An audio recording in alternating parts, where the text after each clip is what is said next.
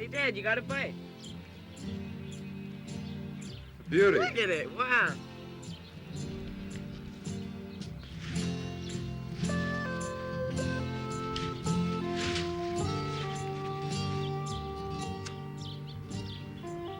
Dad, how old do I have to be before I can smoke? Jamie, haven't they taught you about smoking at that school of yours? There's a lot of risk, like lung cancer, heart disease. And what about your health classes? Haven't they told you about smoking? Not so loud, Dad. You'll scare the fish. Well, haven't they? Sure, Dad. We've seen all that stuff. They even have a dummy with bottles for lungs. They make it smoke a cigarette. Should see the brown stuff. That's tar, Jamie. Cancer-producing tar. I just don't know why you'd want to start. Well, because a lot of kids my age are doing it. Besides, you smoke. That's not good enough. Look, Jamie, I know I'm not a very good example, but I never want to see you start. Is that clear? Dad? If cigarettes are so bad for you, why don't you quit? It's not that easy. It's hard to quit. You mean you're hooked? It's one way of looking at it. Dad, if I could help you stop. Jamie, I'm afraid there's nothing you can do. If I could find a way so you could quit, would you make a deal? I'm not sure whether... Trust me, Dad. Trust me? Okay. You got a deal.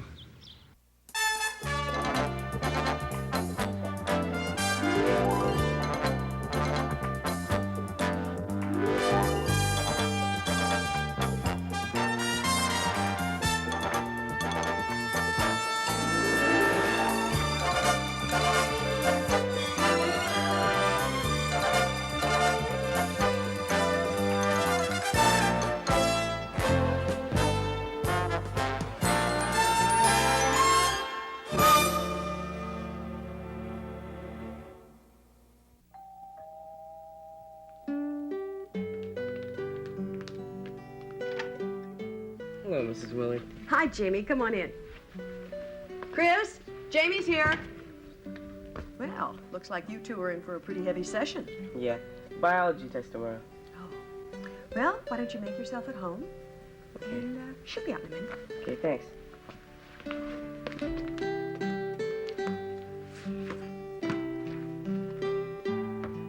Hi, Chris. Hi, Jamie. Well, how'd it work? I like a charm. How'd you do it? Well, I just asked him how old before I could smoke. I knew that'd get him. So how'd it go with your mom? Not so good. I'm still working on her. She just gotta quit, Jamie. I'm really getting worried. Especially after what we saw in health class. I mean, sometimes she coughs so bad she can hardly breathe. Well, just keep working on it. We still got a little time before the clinic starts. Yeah, but the worst part is she doesn't really even want to quit. Maybe if you said something to her. Well, I'd like to, Chris, but she's not going to talk to you about it. She's certainly not going to talk to me. I guess you're right. I'll have to think of something.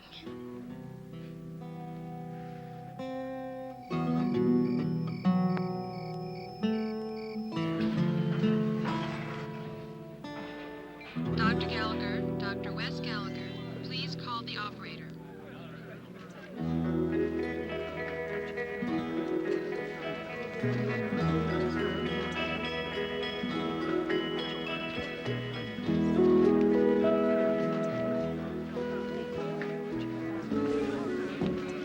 Well, Dad, what do you think? I think I'm nervous. I haven't seen this much activity since college. Hey, there's Chris and her mom. Dad, this is Mrs. Willie. Hi, I'm Carol. Just call me Roger.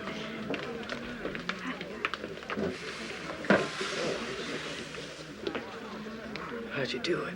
I don't know. She just changed her mind.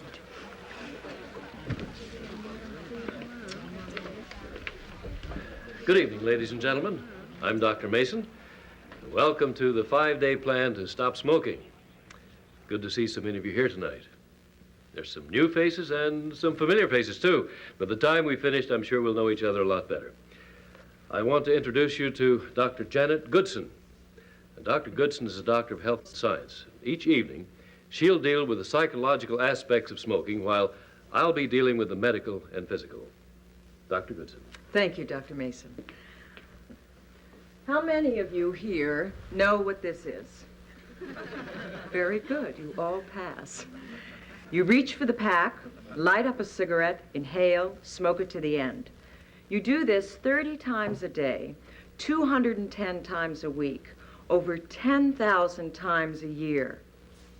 During that year, you've courted a smoky, two-headed monster. One head is purely habit, a repetitive conditioning process, and the other head is addiction, where your body has developed a physiological need for the substance. We're here to help you beat this monster, and if we all work together, we'll do it. Tonight, you'll receive one of these. It's your dragon killer. No matter where you are, whenever you feel the urge to smoke, just pull out this control booklet, and you can review the same principles we'll learn here at the meetings.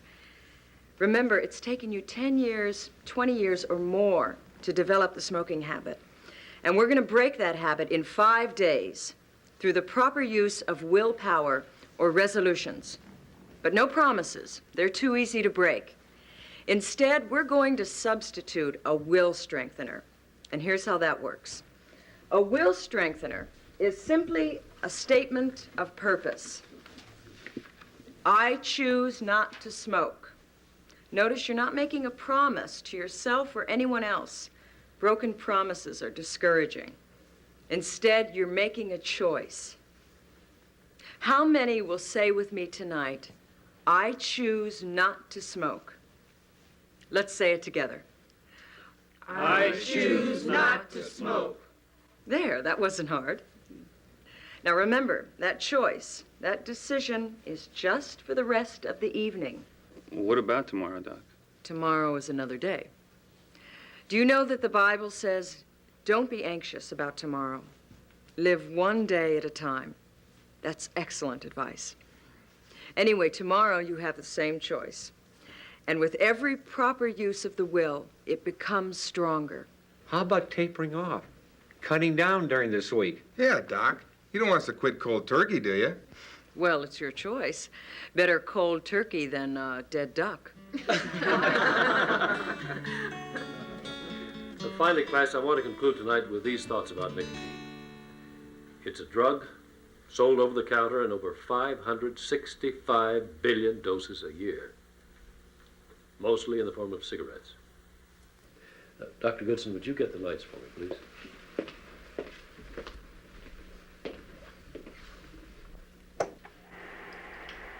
This is a normal lung of a person 45 to 55 years old.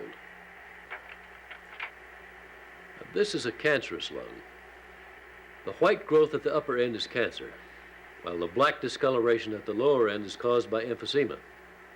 If you smoke, your chances of dying from lung cancer are 700% greater than those who never smoked regularly. And the incidence of other kinds of cancer, such as throat and stomach cancer, are more than 100% greater in smokers than non-smokers. This is a normal human brain, remarkably able to gather, organize, store information, and even create new thoughts. And for this organ to operate normally, it must have good circulation to provide an adequate supply of blood and oxygen. In this close-up view, the arrows show the arteries which supply the brain with blood. These are normal, but here, look at these. Notice the bulging in the artery at the right and the thin, restricted condition where the other red arrows are. And both create a critical lack of circulation, and this clogged condition is caused by cholesterol. It's a factor in senility and stroke. And research suggests that not only the typical American high-fat diet, but nicotine and other chemicals absorbed from tobacco may be involved in the buildup of fatty deposits in these arteries. Could we bring the lights up, please?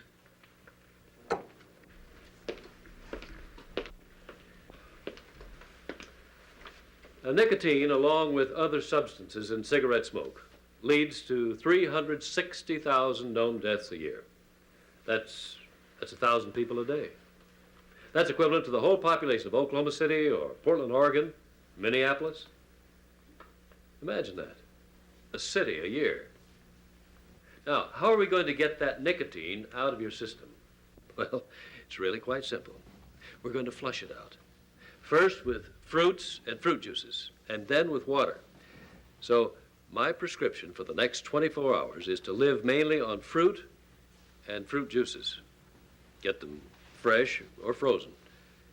What we're doing is putting you on high-grade vitamins such as A and C. Also minerals such as potassium and calcium. But in addition, I want you to drink 6 to 8 glasses of water a day. An easy way to get all that liquid inside of you is to take a glass of water every time you feel the urge to smoke. And if you're worried about gaining weight, well, a glass of cold water will curb your appetite. And there's more information on not gaining weight in that control booklet you have. Dr. Goodson? And now, before you leave tonight, we're going to ask you to pair off into what we call the buddy system. Choose a friend or someone sitting near you. Exchange phone numbers, and be sure to call your buddy at least once sometime tomorrow, just to see how he's doing. Or if you need to call, I'm sure your buddy won't mind. And I'm sure most of you will be back tomorrow night without having smoked a single cigarette. Good night. Did you get the feeling we've been had by a couple of kids? I do get that impression. Still, it's an easy way to get a lady's phone number. I'll call you tomorrow. Okay. Come on, Jim, let's go. Oh. Carol? Yes. Oh, hello. I didn't expect you'd be here tonight. But as much advice as I've given you, I'm delighted you've come. Well, it was Chris's idea. She tries very hard to bring me up right, I guess. Good for you, Chris. You know, bringing up parents can be hard work sometimes. I know. Yeah. You'll be here tomorrow night? Yes. Good. Good night. Bye-bye.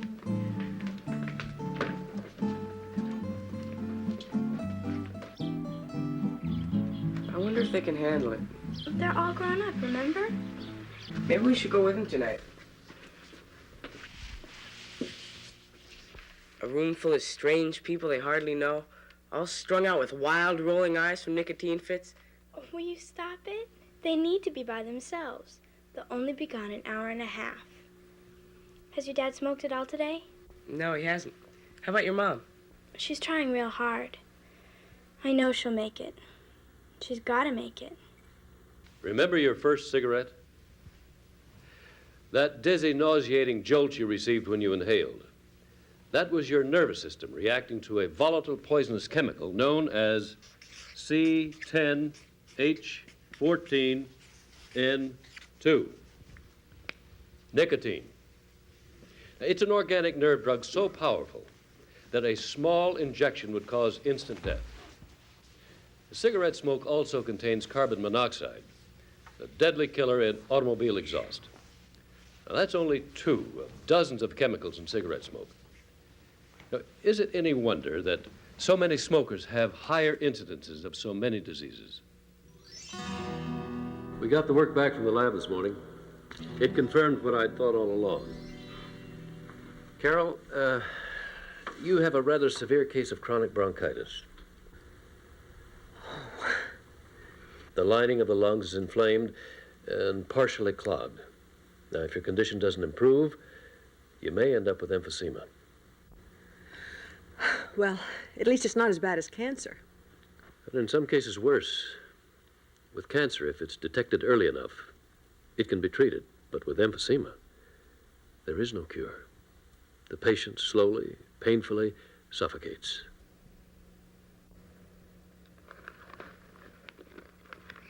Well, what can I do? Put down those cigarettes. So put them down. Be a quitter. Your body will thank you and start to repair and rebuild much of the damage that's already been done. All right, now let's hear from Dr. Goodson. Janet? Thank you, Dr. Mason. How many did not smoke a single cigarette since last night? Give yourself a hand. And how many are ready to try another 24 hours? Good. Now, here are some new principles that will be a real help to you. After every meal, get outside, walk, and breathe deeply for at least 15 minutes. Do not sit after meals. Walk. Do not sit after eating. This is the time you will want most of all to smoke. Most of you have the habit of collapsing in an easy chair or repeating certain routines that are linked in your mind to your smoking habit. Don't sit. Get immediately outside for a relaxing walk, and while you're out there, take several deep breaths. The second principle to put into your program is no caffeine or alcohol. Do not drink tea, coffee, cola beverages, or alcohol while trying to kick the habit. I know this seems tough, but there's a psychological link, a habit pattern to break, and a physiological link to your nervous system that is bound up with the craving for tobacco. Let's face it, gang, this is a detox situation. We have to assist the body's efforts to throw out these accumulated toxins, and it's a rough thing to go through. You certainly don't need any additional stimulants during this period. Just keep using the walking, the water, and your will, and you'll get through.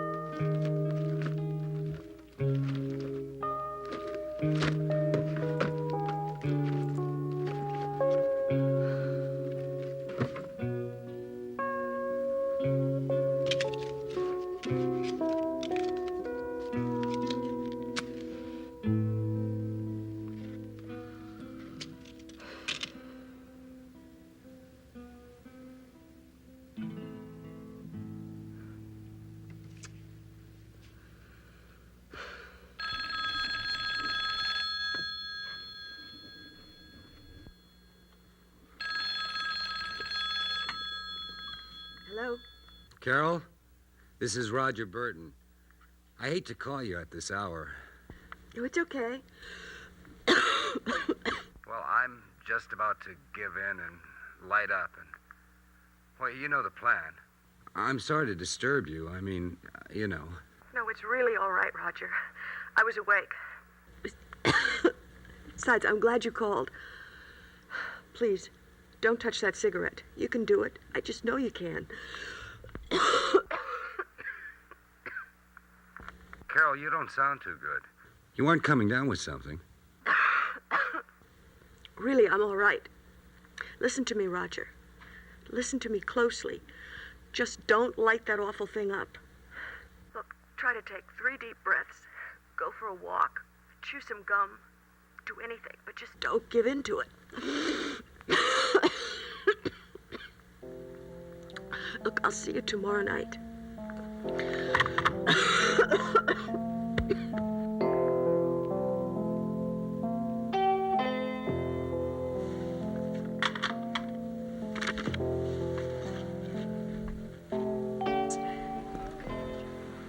sorry. Glad you could make it.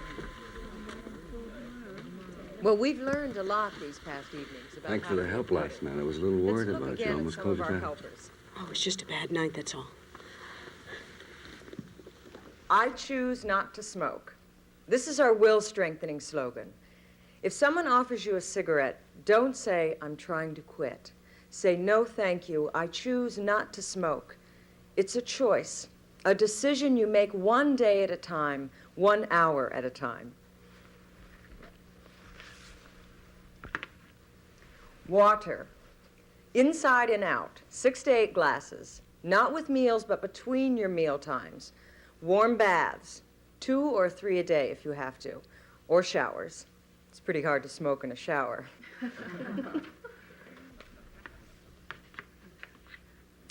Adequate rest. No night clubbing if you want to quit smoking. Your nervous system needs extra rest right now.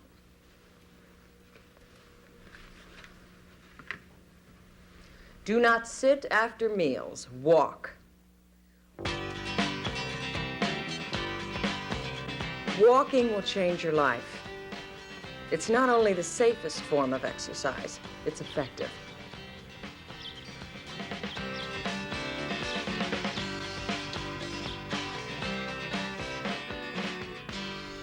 No caffeine or alcohol. I don't have to tell you how alcohol can affect the reasoning center of your brain and what that can do to your willpower. And you remember our discussion on caffeine and nerve stimulation.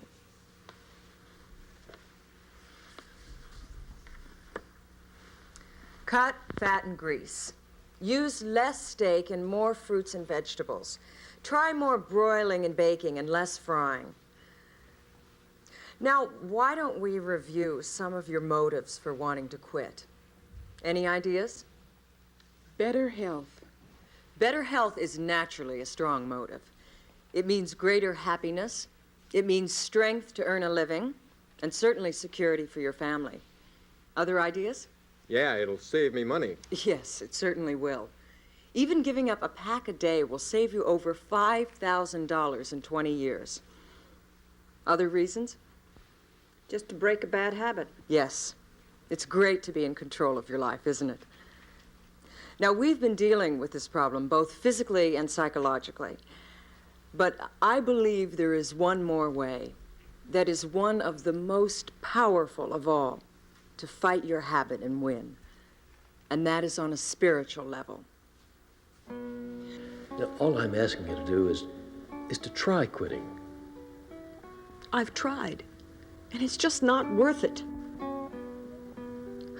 Listen, Doctor, I only have one really bad habit, just one. I don't steal. I don't cheat on my taxes. I've had to raise a daughter alone, and that's not easy. So don't I deserve just one bad habit? Just one. You know, the mind plays games with us. You feel like you're rewarding yourself when you light up. But are you really rewarding yourself when you're injecting a deadly poison into your system? A poison that may shorten your life. I just can't quit. I've tried everything. Everything? Have you ever prayed for help to stop? Prayed? I really don't think that I'm into that sort of thing, Doctor. No, I'm serious. You don't have to be into it. Pray. I mean, just like that? Mm-hmm. Just like that. Ask God for help sometimes. You might be surprised at what happens. Prayer can help when nothing else can. It means you give God your will, and He gives you His power. So I can't urge you enough to take advantage of divine power.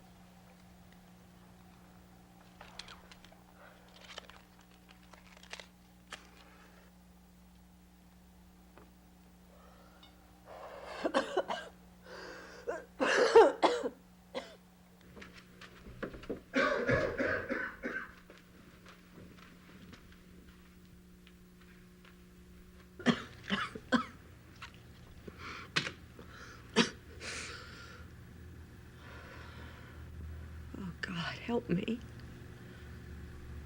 I just can't do it alone. You just gotta help me. Please help me.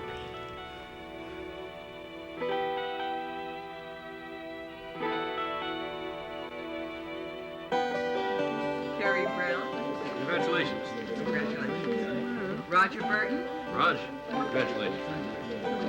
Congratulations. Edith Sprinkle. Congratulations. I choose not to smoke. Congratulations, Dad. You finally got that monkey off your back. We have a little surprise for you, too. What surprise? Mom's gone a couple of days without smoking. Carol, that's terrific.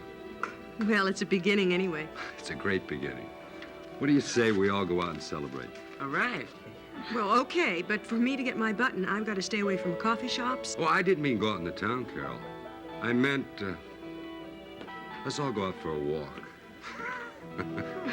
Okay.